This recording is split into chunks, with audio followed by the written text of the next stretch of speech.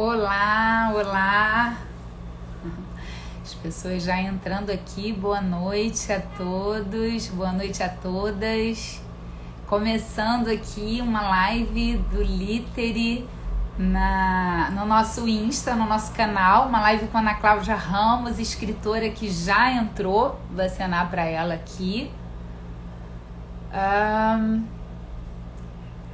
Muito bem, começando aqui às 7h30, as pessoas entrando aos pouquinhos.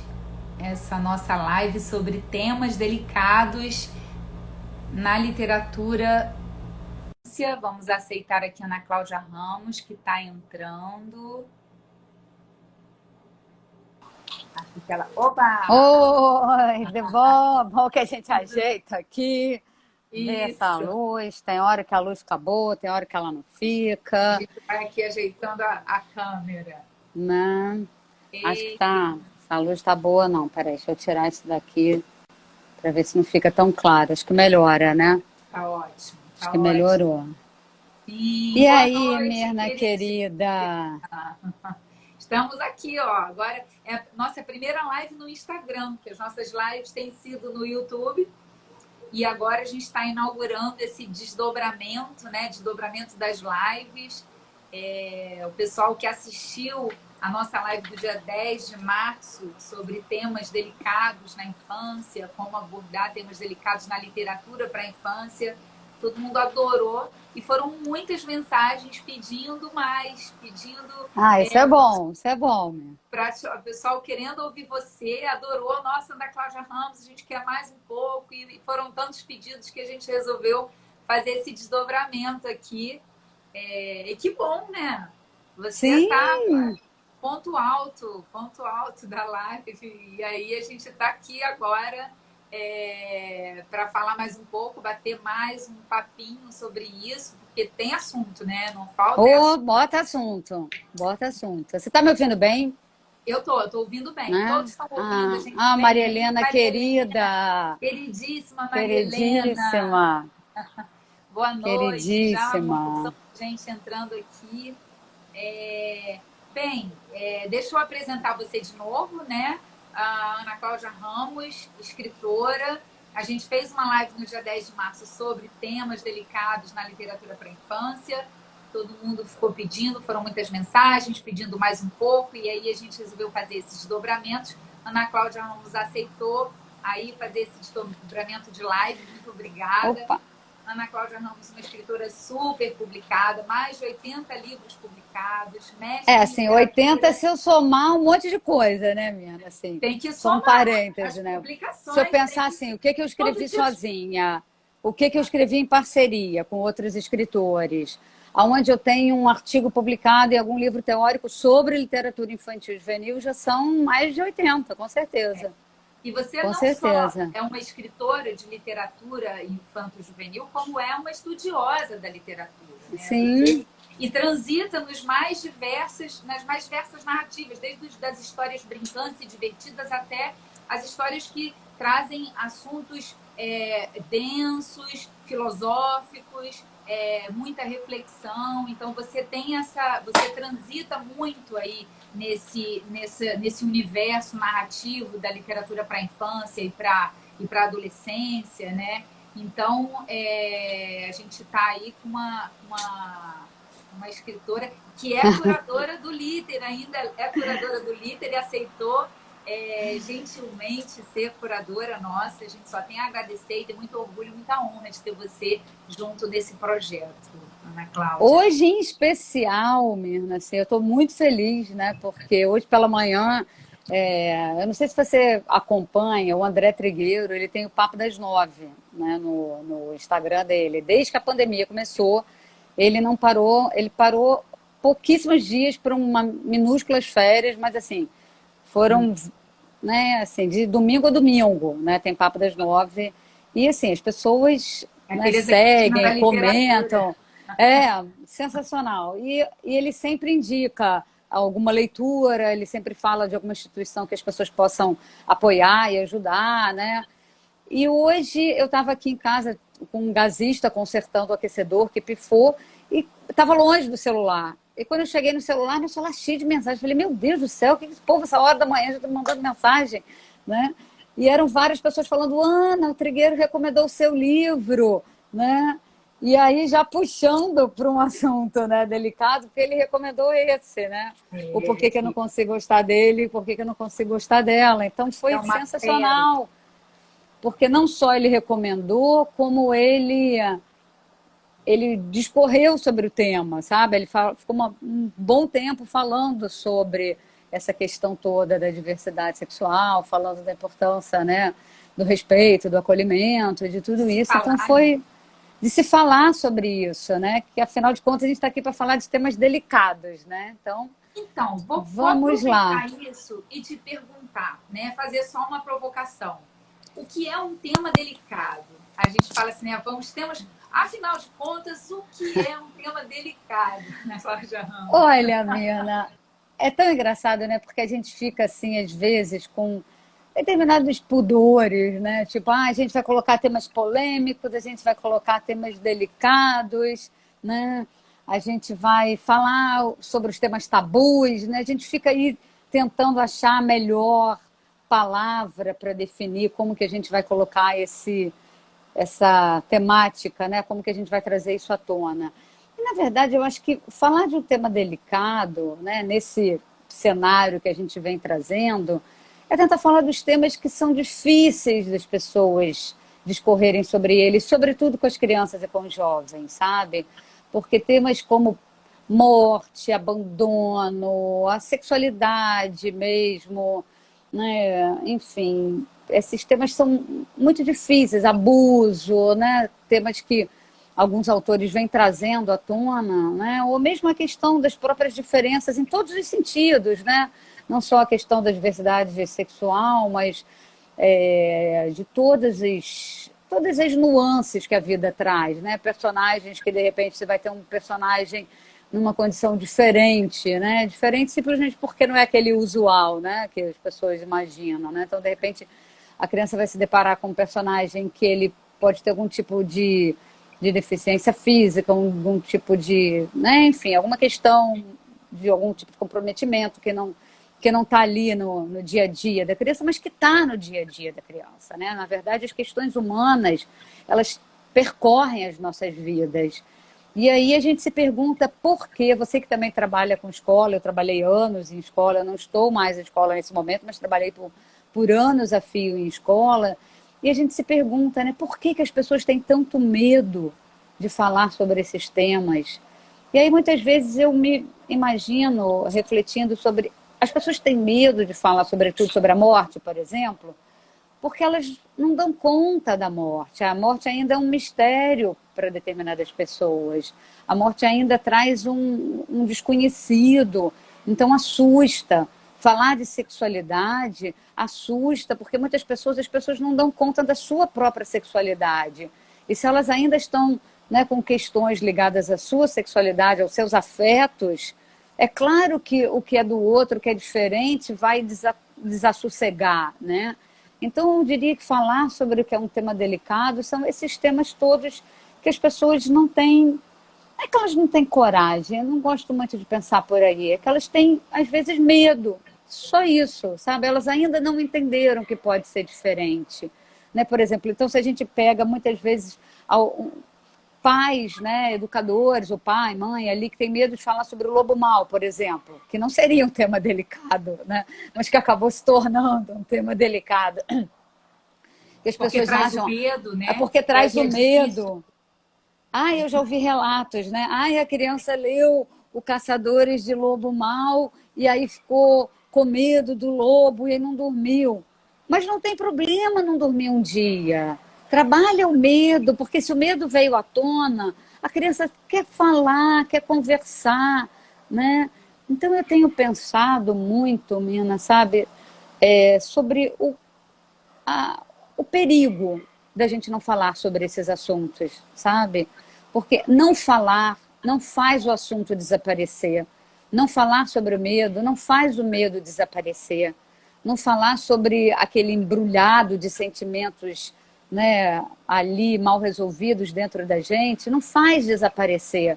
Você só varre para debaixo do tapete, só que a poeira está ali acumulada. Um dia bate um vento, a poeira levanta e aí Deus nos acuda. Pode ser tarde demais.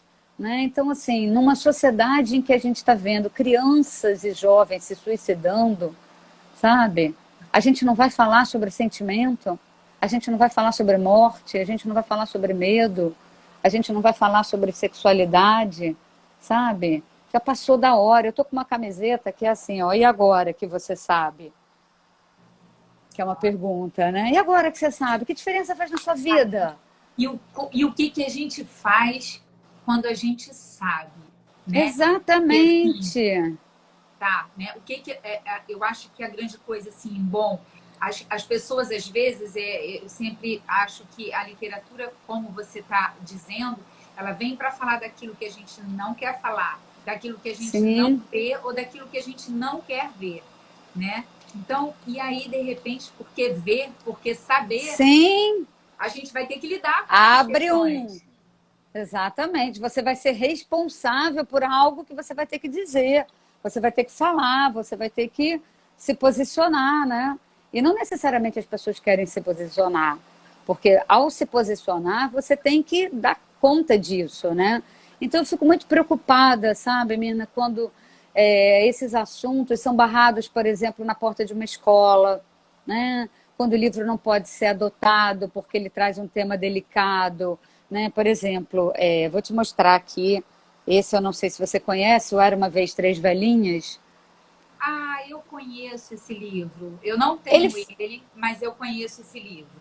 eu É, não escrevi esse livro para falar sobre morte, tá? Não escrevi. Eu escrevi esse livro para falar sobre a vida, na verdade. Três velhinhas, que eu brinco que elas, na verdade, não eram velhinhas, elas eram três meninas disfarçadas de velhinhas, que viveram uma vida muito intensa. Essas três velhinhas existiram, né? Uma era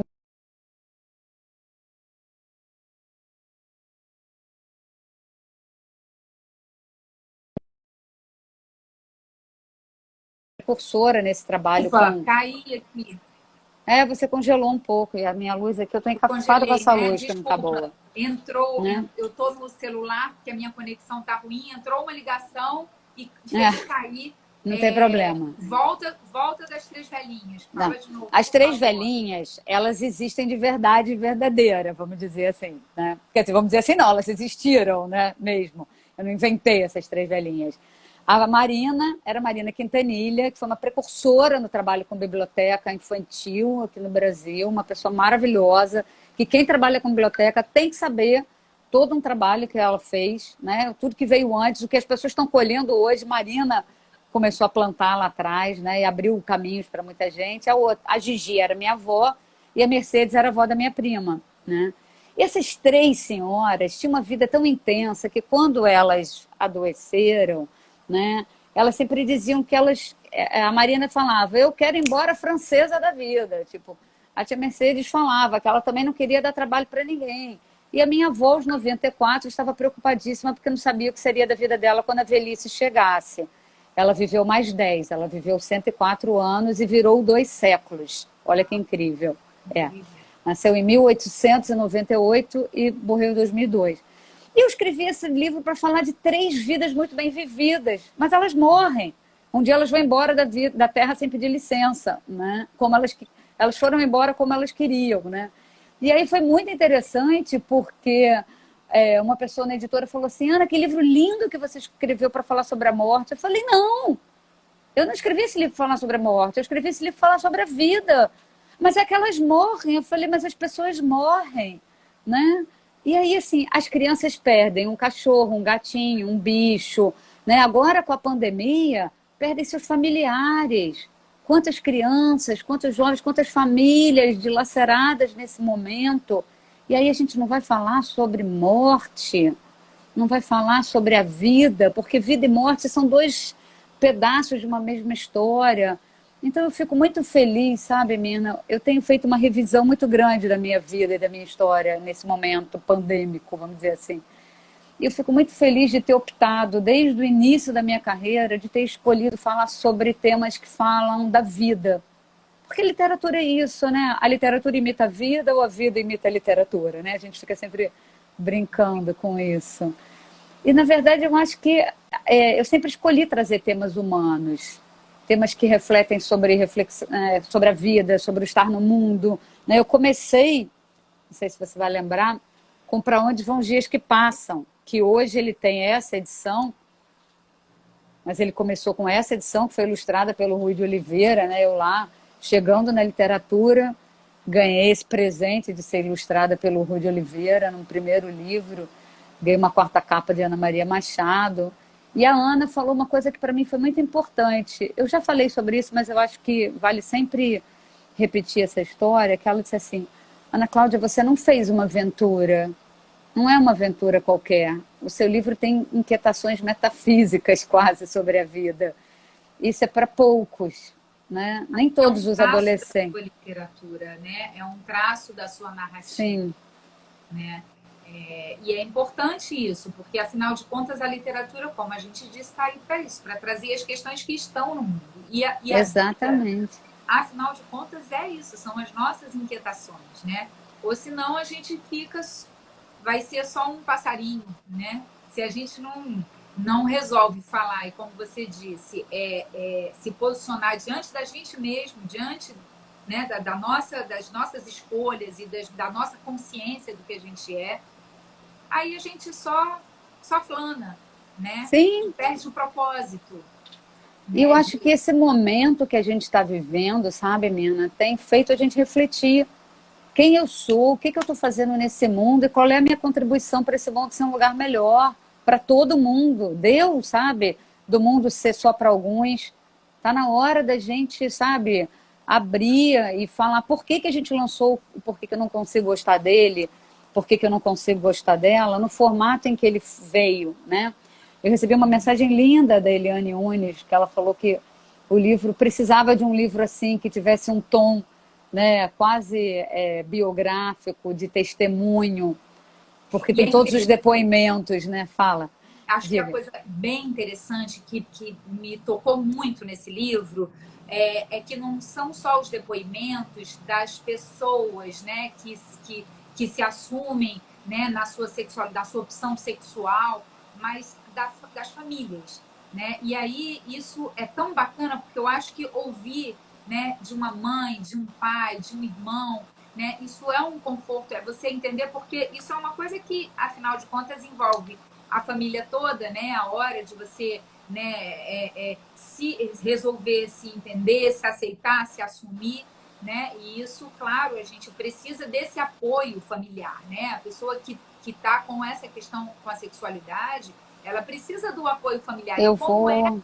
que a família se coloca nisso é fundamental, Uhum. né, para que essas pessoas tenham suporte, porque já são as batalhas da vida que ela vai ter que vencer. Né? Então, isso me tocou muitíssimo. E aí vem com esse assunto da família, você falou agora há pouco, né, sobre os livros não conseguirem chegar nas escolas, né? Eu que trabalho em escola e você que já trabalhou, a gente sabe que existe aí uma batalha, né? Porque as famílias elas têm muito medo Sim, dos assuntos, porque elas não têm repertório para os assuntos, porque elas querem proteger os seus filhos, e aí é isso, não é por maldade ou porque não tem coragem, é simplesmente porque elas também não estão resolvidas com aqueles assuntos, para poder falar dos assuntos tabus, né? Dos tabus. Então, tudo isso é muito complicado. Eu fico sempre pensando, né? Como é que a gente faz para trazer as famílias, né, para alcançar as famílias por meio das crianças, ou via escola, enfim, como é que eu acho que essa grande batalha que a gente tem, né, de como é que a gente faz esse livro não só chegar na escola, mas chegar em casa, sair da sim. escola e Então, passar na porta de casa, né?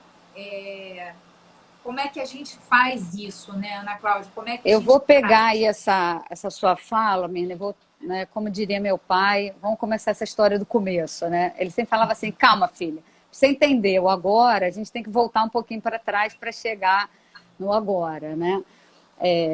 Quando eu e o Antônio resolvemos lançar, né, esse livro, nesse momento, agora, porque ele foi, né, lançado no meio, né, da pandemia agora, ele saiu no iníciozinho desse ano, mas ele foi gestado e todo o projeto no Catarse foi no ano passado, né? Porque a gente entendeu que não dá mais para não falar sobre os assuntos, não dá mais para esconder, sobretudo, quem nós somos, sabe? Porque eu acho que é um momento de testemunho mesmo. Em 1999, eu lancei o Sempre por Perto, tá? Sempre por Perto, hoje ele é da editora Cortez, ele tem essa capa. É um livro que tem uma personagem homossexual, uma mulher, uma jovem, né? E nasceu de um pedido da editora, que eles queriam que tivesse uma coleção polêmica, e me convidaram para escrever sobre esse tema, né? E eu aceitei, obviamente, escrevi um livro que fala sobre o amor. Não fala sobre ele fala sobre amor, é um livro bem resolvido sobre o amor. Não é um livro problemático. Eu me lembro que Rosa Amanda falou assim, que era um livro que ia fazer barulho às avessas, porque não tinha um personagem ali complicado, era uma pessoa se resolvendo consigo, né? E esse livro, óbvio que ele não entrou nas escolas. Até hoje ele ainda tem dificuldade de entrar nas escolas.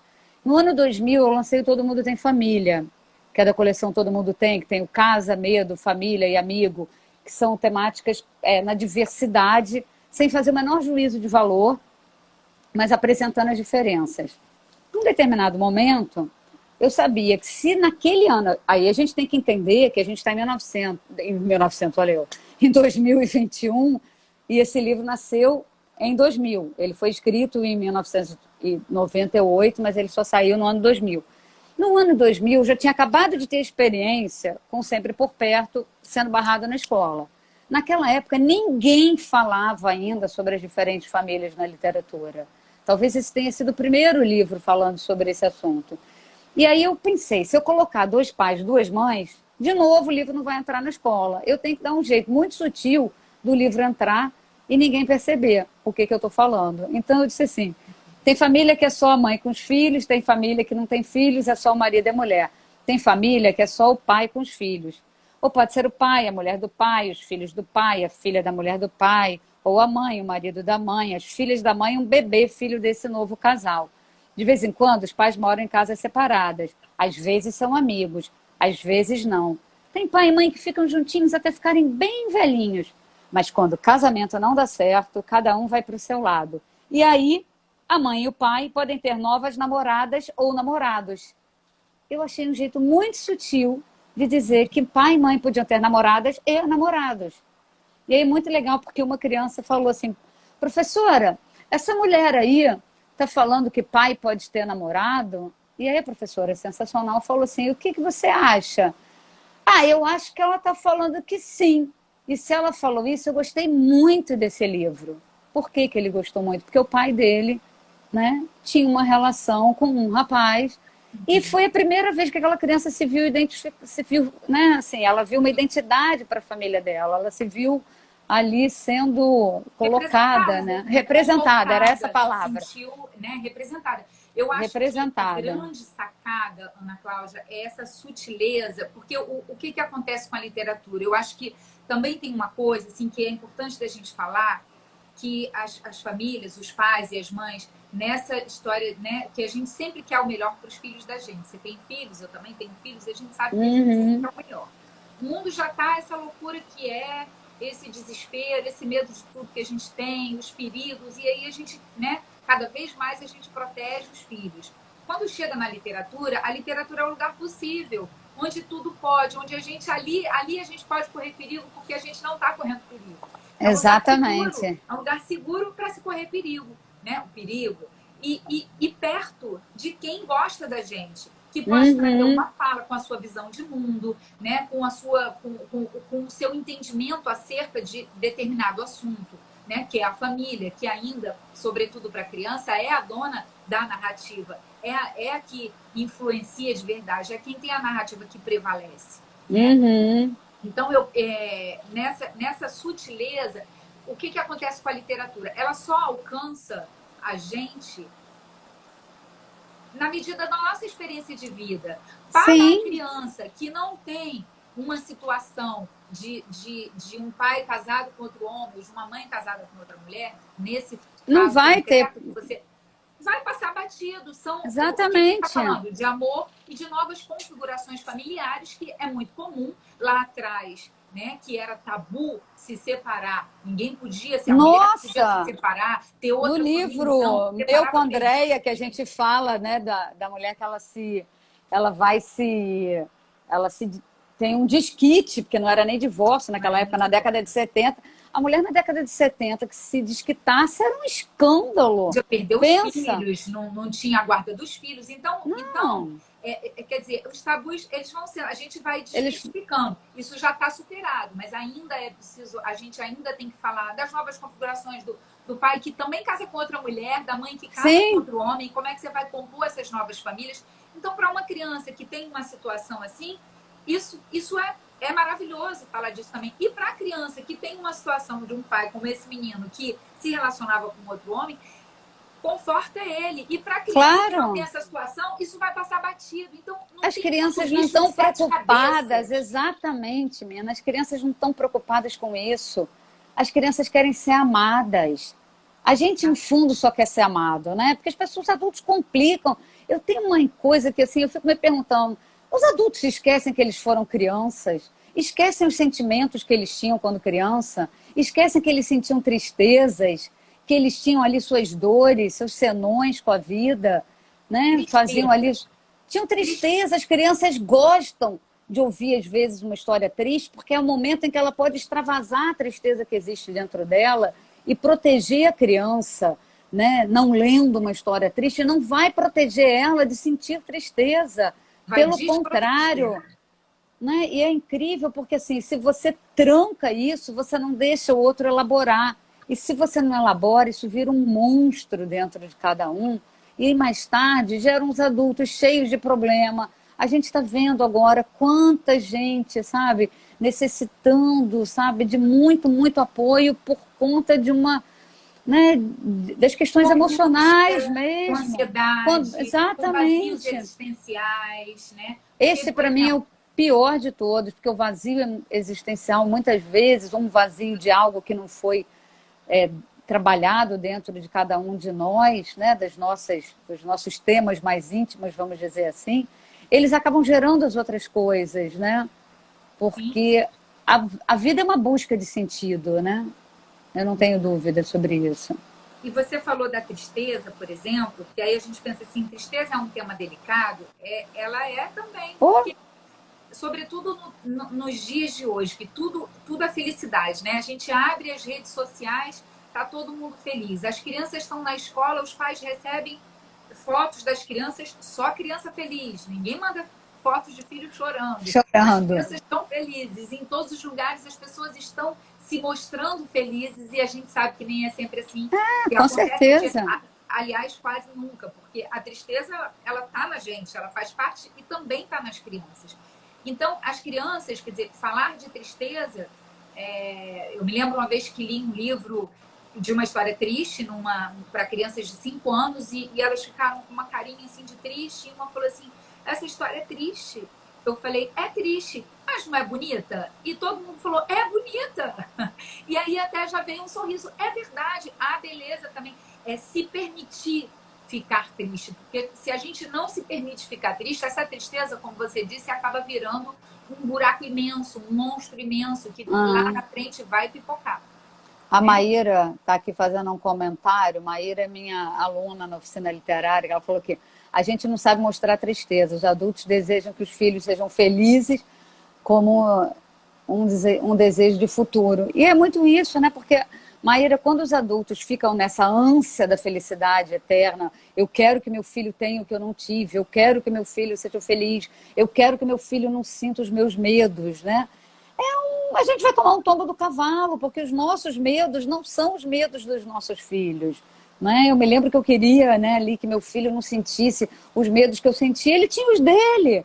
Eram outros medos e a gente não vai conseguir proteger. Porque não é porque nós vamos ser mães não legais ou pais, né, que não dão dando conta. É simplesmente porque o outro tem as suas questões internas. E eu acho que o grande trabalho dos pais, né, pais, mães, educadores, professores, de modo geral, é dar a mão para o outro e poder dizer assim, vem que eu te ajudo a fazer essa travessia, vamos enfrentar esse medo, né? Vamos, por exemplo, Caçadores de Lobo Mau, não sei se você sabe da história, como é que nasceu essa ideia? Elias, meu filho mais velho, ele era pequeno, ele devia ter uns 2 aninhos, e a gente tinha casa em Lumiar nessa época. E um pouco atrás da nossa casa tinha uma mata, né? Na cabeça dele era uma floresta, era uma matinha, assim, vamos dizer. Né? Na verdade, enfim, não era nem uma mata exatamente ali, mas na cabecinha dele era uma floresta do lobo mau. E ele ouvia o barulho do lobo, e aí, eu, claro, uma mãe escritora, contadora de história, né, entrava na pilha da brincadeira, porque para mim imaginário é uma coisa muito séria, né? Eu falava, Elias, então vamos caçar o lobo. Ele, vamos, mãe. Falei, vamos. Aí a gente colocava as galochas, né? A gente se equipava, tinha roupa para ir caçar lobo, não era uma roupa qualquer, né? A gente pegava uns pedaços de madeira que a gente usava para fazer fogueira, né? E aí a gente ia caçar lobo mau. A gente sempre via o rabinho dele, a gente sempre via a orelhinha, sempre escutava o uso, mas a gente nunca via ele inteiro. E era uma delícia, porque ele caçava lobos. Na verdade, ele estava caçando aquele medo dele, né? E aí era sensacional, né? E assim, no ano passado ele gravou um depoimento para a editora Panda Books, né? Tanto o Elias quanto a Laila falando o que era ser filho de uma mãe escritora. E aí ele falou desse livro, né? Ele lembrou dessa história, né? Ele era muito pequeno, mas com certeza caçar lobos, né? Fez ele caçar os seus medos, porque pensa, ele tinha 2 aninhos, aquela matinha ali para ele era uma floresta imensa, porque olha o tamanho dele e o meu, né? Ali diante daquele universo. Os adultos têm que entender que a lógica do adulto não é a lógica da criança. A criança tem um olhar para o mundo que não é o olhar do adulto. E a gente não pode perder esse encantamento, né? Eu fico muito triste, sabe, Mirna, quando eu vejo os adultos desrespeitando as crianças e falando, ai, para com essa bobagem, olha que isso é besteira, isso aí é coisa que você fica inventando. Se eu tivesse escutado isso, eu não teria me tornado uma escritora, porque eu vivia inventando histórias. Eu rabiscava a folha de papel e virava para os adultos e falava, olha a história que eu escrevi. E graças a Deus meus pais falavam, que legal, filha, conta essa história. Porque, claro, eles não saberiam ler a história, porque eu tinha vários rabiscos, mas eles me incentivavam a contar, né, aquelas histórias. Então, eu acho que a gente tem que trabalhar sempre o sentimento, sabe? E incentivar um filho nisso, quer dizer, não cortar as asas, não significa estar preparando ele para ser um escritor, mas preparando ele para ser criativo em qualquer que seja situação. Qualquer situação de vida, né, de trabalho, de enfrentar um problema, de resolver questões, que é a capacidade da fabulação, né? A capacidade que é fundamental, né? Sim. Porque viver é duro. Eu sempre brinco assim, viver é duro. E a gente tem que saber dar olé em certas situações. E a gente só pode fazer isso exercitando a capacidade criativa, né? E isso vem lá de baixo, sobretudo, porque a gente vai se cristalizando, né? Quando a gente vai amadurecendo. Você falou do lobo. As crianças são muito fascinadas pelo lobo, né? É impressionante como as crianças são fascinadas pelo medo. Elas têm o medo, mas elas querem de novo, e elas querem de novo porque, como você disse, elas estão elaborando e vencendo, e caçando os seus medos, né? Resolvendo. Sim. E o lobo, para mim, não é só o medo do que está fora, do externo, desse mundão que precisa ser enfrentado, conquistado, né? Vencido, é uma batalha, né? Da gente com o que está fora, mas também são os nossos lobos internos, né? São também os nossos fantasmas, os nossos medos, a nossa porção má, porque as crianças têm a sua porção má, né? Aquela coisa que fica com ciúme do amigo e quer, né? Vai lá e pega o negócio do amigo, criança faz. Então, assim, o lobo é essa mistura de tudo isso, isso é fundamental, os lobos, as bruxas, para essa elaboração, né? Naquela primeira, na idade do simbólico, né? Quando a criança vem ali tomando, quer dizer, tentando entender o que ela está sentindo, né? Então o lobo traz muito, né? Uma vez mesmo eu ouvi uma frase sensacional, quem me contou isso foi o Luiz Raul Machado, que ele falou que uma criança, quando chegava na hora, né, do lobo ali devorar a Chapeuzinho, a vovó, ele falava assim, ai, chega logo na hora daquele medinho bom. Medinho bom é muito bom, né? Porque, assim, é isso, a criança, né, ela precisa vivenciar isso, né? E eu acho que nós, como adultos, que trabalhamos com crianças, ou que escrevemos para crianças, ou quem tem filhos, a gente tem exatamente que conduzir as crianças nesse processo, né? De poder falar. Eu acho que as famílias, agora não, acho que muitas famílias já estão muito atentas a isso, sabe? Mas a gente tem que trabalhar naquelas que ainda não estão atentas, né? Falar para aquelas que ainda não entenderam. O quanto é importante aprender a ouvir o que a criança está dizendo, né? Não ache que a criança está mentindo ou inventando. Aprenda a ouvir, aprenda o que ela tem a dizer, né? Quando eu fiz o Em Algum Lugar do Mundo, foi um livro que eu escrevi porque eu queria que as crianças fossem ouvidas. E eu me inspirei muito para esse livro, naquele livro do Janusz Korczak, o Quando Eu Voltar a Ser Criança, porque ele tem uma fala linda quando ele fala da infância, ele faz uma leitura linda do que é ser criança no mundo regido pelos adultos. E muitas vezes ele fala, né, tem algumas passagens do livro, o livro é belíssimo, eu recomendo a leitura, em que ele diz que as crianças gostam das histórias tristes e os adultos precisam respeitar os silêncios das crianças. Meu filho, quando ele devia ter, sei lá, uns 4, 5 anos, né? Às vezes, ele estava brincando com os amigos aqui onde a gente mora, né? As crianças tinham muita liberdade de brincar juntas aqui. Eu moro numa vila de casas. E aí ele entrava em casa, ele devia ter 5, 6 anos, talvez. E eu falava, o que foi, filho? Aconteceu alguma coisa? Não. Eu falei, então por que você entrou? É porque eu quero ficar um pouquinho brincando com ninguém. Olha que sensacional. Ele precisava de longos silêncios. Aí ele ficava quietinho, quietinho no quarto dele. Aí daqui a pouco ele voltava e brincava. Não era um problema aquilo.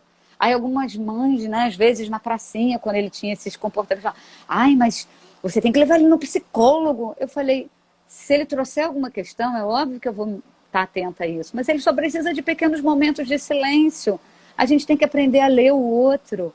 Cada filho é um filho. A minha filha já era o oposto, né? Ela era um azogue, ela não parava quieta um segundo. O que eu tinha de uma criança extremamente concentrada e comportada, a outra, né, pipocava pela casa. Hoje é super organizada, medita, faz uma série de coisas, mas quando pequena era uma loucura, né? Era uma bagunça tudo. Então a gente tem que aprender a olhar as crianças, sabe? E aprender a ouvi-las, ouvir os jovens. Os pais ouvem muito pouco os jovens. Os jovens se trancam porque já é uma característica natural da juventude. E, assim, me preocupa, sabe, Mina, o alto número de jovens se mutilando, atentando contra a própria vida, sabe? Eu fico me perguntando por quê, né? Aonde a gente está errando enquanto sociedade, né? Para que isso esteja acontecendo tanto. Eu arriscaria dizer que uma das coisas, porque são muitas, é uma Sim. junção, né? Mas é justamente esse não dito, esse não dialogar, Sim. né? Que a literatura traz para gente, porque não é só ler o livro, né? Quando a gente lê um livro, quando a gente vê um filme, eu sempre digo, a história não acaba quando termina. O melhor de tudo é conversar sobre a história depois, seja no livro ou seja na tela de cinema, né? Do cinema, assim, o melhor de tudo é conversar depois, porque dialogando a gente encontra o olhar do outro, que a gente não tem, porque ele está na experiência do outro, né? E essa troca, e a gente elabora até o que a gente viu e o que a gente entendeu, né, Ana Cláudia? Só dar um alô aqui para o Antônio, lá de Portugal, né? Perguntando se eu lembro de Curitiba. Sim, ele, Márcio Vassalo, de uma turma lá em Curitiba. Nossa, mas já tem tempo isso, hein? Já tem bastante tempo, não sei nem quando, deve ter sido lá para comecinho do ano 2000, por aí eu acredito. Mas é isso, Mirna, quando a gente não fala, a gente abre um buraco, sabe? Quando as famílias, infelizmente, ainda não aceitam quando um filho fala que é homossexual, né? Transsexual, então, a dor é maior ainda, eu acho, sabe? Porque aí eu tenho conversado com alguns jovens trans e tenho tentado entender cada vez mais essa questão, né? E a família não acolher, não aceitar, é a pior coisa que existe, sabe? Porque quando você não acolhe, não aceita, não dá a mão, a dor que se abre naquela pessoa é profunda. E às vezes, né, talvez anos para cicatrizar aquela dor, talvez não cicatrize, né? Então, por isso que a gente, quando escreveu Por que que eu não consigo gostar dele, por que que eu não consigo gostar dela, a gente quis trazer os depoimentos. Das Porque os famílias. depoimentos das famílias, né? Tem um depoimento belíssimo do Porque a Adeilson família também Salles. precisa ser acolhida, né, Ana Cláudia? A família Sim, também precisa de acolhimento, porque não é uma coisa fácil para a família toda, né? É um processo, é um entendimento, uma aceitação de toda que uma elaboração também, né? né? O Adeilson escreveu, o depoimento dele é muito bonito, né? Porque ele fala, quando eu me tornei como é que é? Quando eu me tornei pai de uma filha trans, né? Quando eu fiquei grávida de uma filha. E aí ele conta essa gravidez dele, da filha nascendo, né? E aí é lindo, sabe? É lindo. Ele tem feito um trabalho belíssimo de acolhimento com jovens que não são compreendidos pelas suas famílias. E aí eu me pergunto, para quê? Para que tanta dor, sabe? Para que tanta complicação, quando a gente deveria estar combatendo cada vez mais o que não é correto, é o que traz a dor para a humanidade, a corrupção, a gente que rouba, a gente que desvia dinheiro, a gente que mente, a gente que é hipócrita, que fala uma coisa na frente e vive outra atrás, Eu sabe? acho, sabe, Ana Cláudia, aqui pensando, eu acho que é sempre esse lugar a família, nesses casos, é sempre o lugar do medo do sofrimento, né? O Uhum, medo do que isso pode trazer de sofrimento, né? Eu vi um depoimento uma vez muito interessante de um irmão que fez uma live para contar como é que ele tinha, né? Como foi que ele contou para a família que era homossexual e tal. E aí o irmão desse rapaz veio dar um depoimento dele e falou que ele disse, olha, me dá um tempo, na época, né, que isso aconteceu, ele disse, me dá um tempo, eu preciso elaborar. Você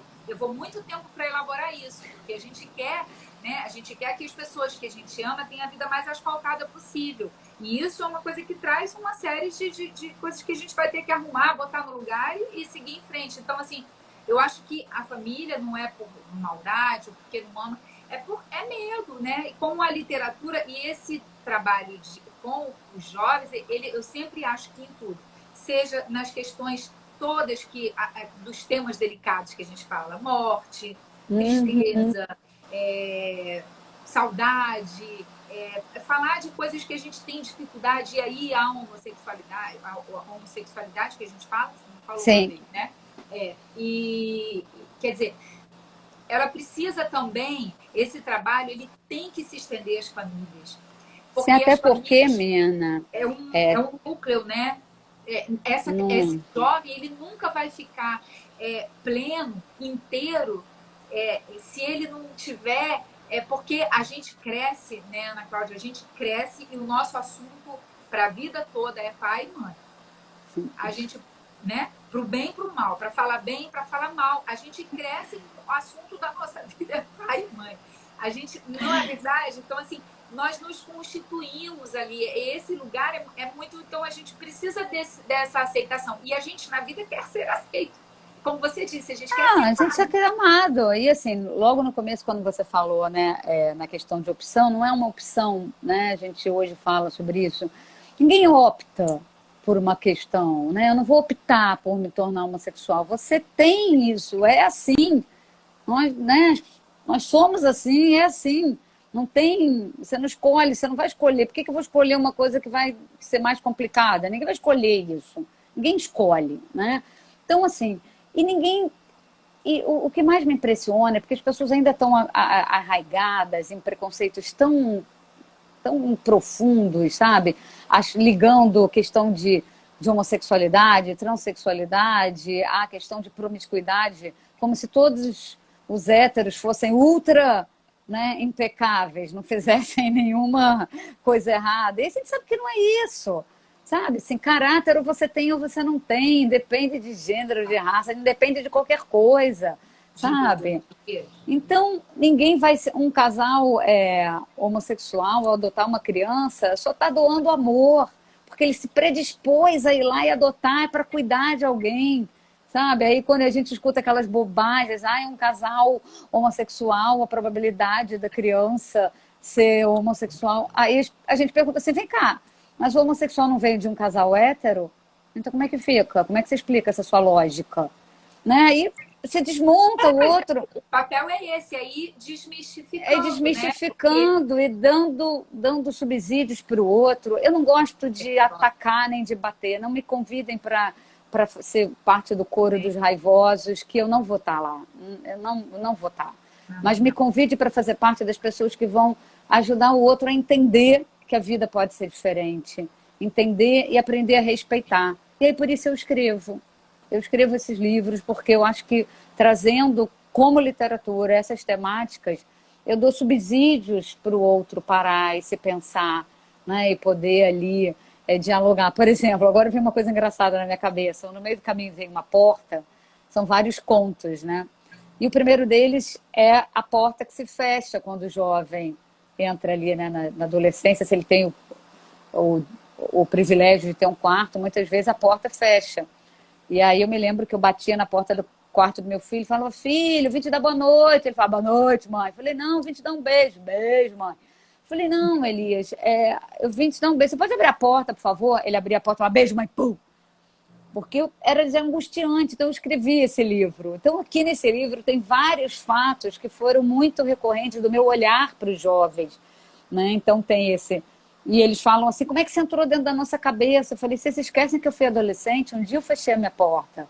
Só que agora eu estou no papel da mãe, né? Então o conto tem os dois lados. Tem o lado da mãe do lado de fora e o lado do filho do lado de dentro, né? Tem um pé de cueca nesse livro. Pé de cueca é uma árvore que brota no quarto do menino, naquela fase fatídica dos meninos, né? Tá lá o pé de cueca. O cabideiro que brota roupa. Brota. Não, mas brotavam cuecas sujas. É engraçadíssima essa história, né? Aí tem a história da menina que se lembra da mãe e, na verdade, a mãe foi embora e ela foi criada pelo pai. Então, tem várias questões. Tem a menina lá, que tem um conto que chama Minha Vida em 5.114 dias, se eu não me engano. Até eu esqueci agora quantos dias são. Minha Vida em 5.110 dias, que é o tempo que alguém com 14 anos já viveu. Né? Sem contar ano bissexto, mas viveu esse número de dias. E aí são as questões dela ali também, com a mãe, com a família, com os irmãos. Ela se chama Linda, e ela morre de raiva porque as pessoas falam que ela é linda, né? Então ela tem raiva disso, aquilo incomoda ela. Então todo mundo tem as suas dores, né? Então acho que quando a gente fala de temas delicados, é isso, a gente está falando da vida. A vida é paradoxal, a gente não é só legal nem só ruim, a gente não é só bonzinho, só malzinho, né? A gente tem hora que a gente está bem, hora que a gente está ruim. E que bom poder assumir que a gente sente tristeza. Porque na hora que a gente chora na frente de uma criança, a gente mostra que a gente é tão humano quanto qualquer outro, né? A gente chora junto, a gente se abraça junto, não tem que esconder da criança, né? Tem, por exemplo, uma vez, uma mãe me perguntou, mas eu vou ler um livro que fala de morte para o meu filho se a gente não viveu nenhuma situação dessa, se ninguém, né, se não teve nenhuma morte ainda na família, né? O que você diria para uma mãe dessa, Ana Cláudia Ramos? Eu diria para essa mãe o seguinte, olha, não tem o menor problema, porque ao ler você já está dando, né, para o seu filho subsídios para no dia que isso acontecer, ele passar por isso de uma forma melhor, mais amorosa. Hoje eu me lembrava, conversando com a minha... Não sei se quando a gente separa a cunhada vira ex, né? Mas, enfim... Não, cunhada não vira ex. Né? Então, conversando com a minha cunhada, com uma delas, então, né? E aí a gente conversava, né? E eu lembrei do dia que a mãe dela faleceu e que minha filha meus filhos quiseram ir comigo ao enterro. E aí algumas pessoas, ai, você vai levar a Laila? Ela é tão pequena. Eu falei, ela quer ir, ela fez um desenho, ela quer entregar para a avó. E lá fomos, né? E aí ela fez uma menininha, cheia de corações vermelhos em volta e muito giz de cera amarelo, luz, muita luz, muita luz, muita luz. Era uma menininha de mãos dadas com a avó, né? E lá fomos nós, ela e o desenho. E eu me preparando porque que ia acontecer naquele cemitério, né? Lá na capela. Bom, quando ela entra, ela vê a prima mais velha, os prantos em cima, né, do caixão, chorando. Ela foi até a prima. Elas deviam ter uma diferença de quase, sei lá, 10, 12 anos, nem sei, ou mais, talvez. Não vou me lembrar agora exatamente a diferença de idade delas, talvez uns 10 anos. Ela pegou a prima, tirou a prima e falou assim, você não sabia que ficar chorando assim em cima da vovó faz mal? Ela precisa ir embora direito e você está em cima dela, chorando. Ela vai ficar triste. Você não pode ficar triste porque ela morreu. Porque quem morreu foi o corpo dela. Você não está entendendo isso? E todo mundo olhando para minha cara, eu mesma assustada com a criança. Aí ela botou a prima, conversou com a prima, botou a prima sentada, aí ela sozinha foi até o caixão, levantou as mãos da avó, pegou o desenho, botou embaixo, botou a mãozinha, deu um beijo, olhou para mim e falou, podemos ir embora, mamãe. Simples assim. Sabe? A vida pode ser muito mais simples se a gente souber respeitar e entender as crianças. Isso, para mim, Ana Cláudia, mostra exatamente isso. Como as crianças, aquilo que você falou, né? As crianças têm uma outra lógica.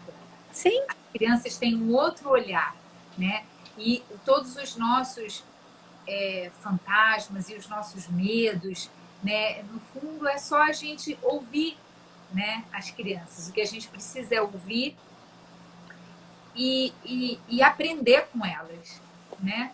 No fundo, elas dão conta das coisas. Se a gente não atrapalhar, se a gente não estragar, elas dão conta das coisas com muito mais facilidade do que a gente. Sim. Né? E eu acho que é isso. Por quê? Né? Acho que a pergunta que eu deixo, a gente está aqui com 1h23, daqui a pouco a gente vai encerrar. Por que a literatura? Onde é que, né? Porque, a literatura, Mirna. Mas por que a literatura? Eu poderia dizer o que a literatura foi para mim, né? Eu, uma criança nascida numa família muito estruturada, né? Mas chegava a ser certa demais para minha cabeça, sabe? Às vezes eu queria que ela fosse mais bagunçada, e ela não era. E a literatura era a possibilidade de eu viver as vidas todas que eu queria e que eu não podia viver, porque eu achava muito injusto eu ser uma única Ana Cláudia quando eu era criança. Né? Então, a literatura era a possibilidade de viver outros mundos, viver outras vidas, de viver as aventuras que talvez eu não fosse viver ali no presencial, né? Mas que a literatura eu podia. A literatura era brincadeira, brincadeira é coisa séria, brincadeira é um inventar de mundos possíveis para a gente morar. A literatura me protegia, sabe? Eu entrava naquele livro, então eu gostava de livros que tivessem espaço para eu sonhar, e não que livros que trouxessem liçãozinha de moral para me dizer como que eu tinha que ser. Isso para mim era livro de mentira. Livro de verdade era livro que deixava sentir. Então, assim, como eu chorei com o Cavalinho Azul, como eu chorei, mas que bom que eu pude chorar, porque eu pude ali exercitar os meus medos com aquele cavalinho, né, que se perdia, enfim. Então, a gente não tem que ter medo das histórias, sabe? A literatura é um lugar, como você disse, é um lugar seguro para a gente sentir medo. É um lugar seguro para a gente falar sobre as questões todas, né? Eu vi que a Andréia Talbot acabou de entrar, né? A literatura é um lugar seguro para a gente falar, né, Andréia, de abuso, e a criança poder dizer o que está acontecendo com ela, né? A literatura é um lugar que você pode ir mais longe e falar de sentimento, elaborar sentimento, porque é o outro que está te dando, né? Aquela coisa que você... Né? Acho que foi a Verônica Lessa que falou que a literatura ela é espelho e janela, né? Você se vê e voa. Então é isso, né? A literatura te dá... Elas para o mundo, e é um espelho também, né? Porque a gente para dentro da...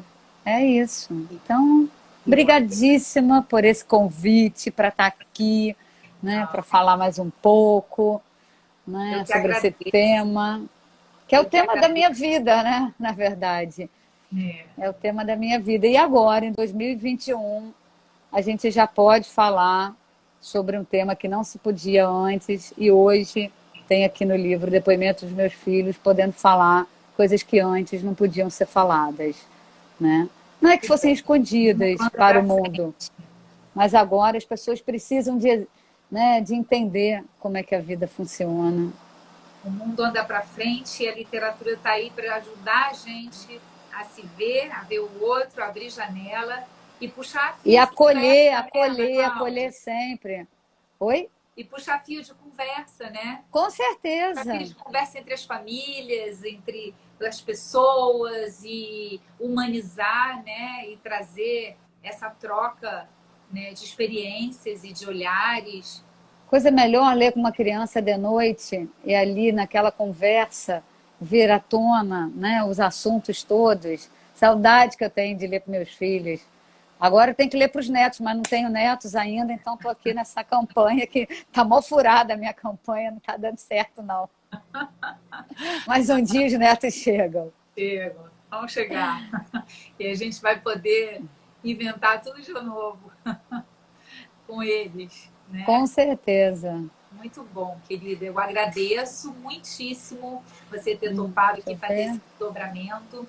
Obrigada, agradeço de novo por você ser nossa curadora, estar aí junto, nos apoiando. Muito obrigada, para a gente é uma honra.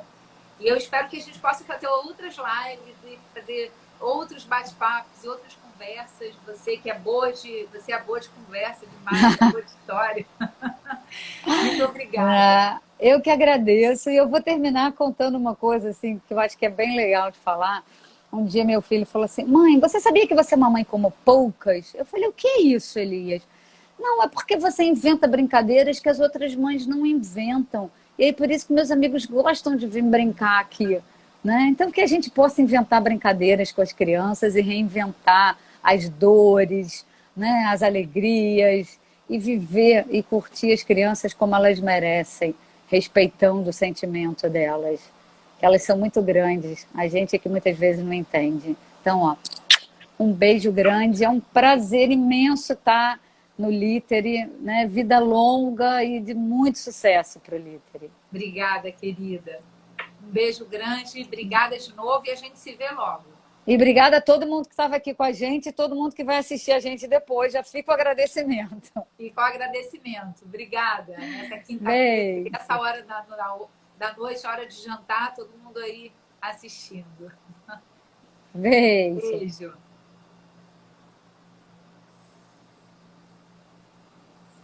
Como é que a gente faz que desliga? É agora. Fecha aí no xizinho e salva. Ah, tá. X e salva. Boa noite, Isso. pessoal.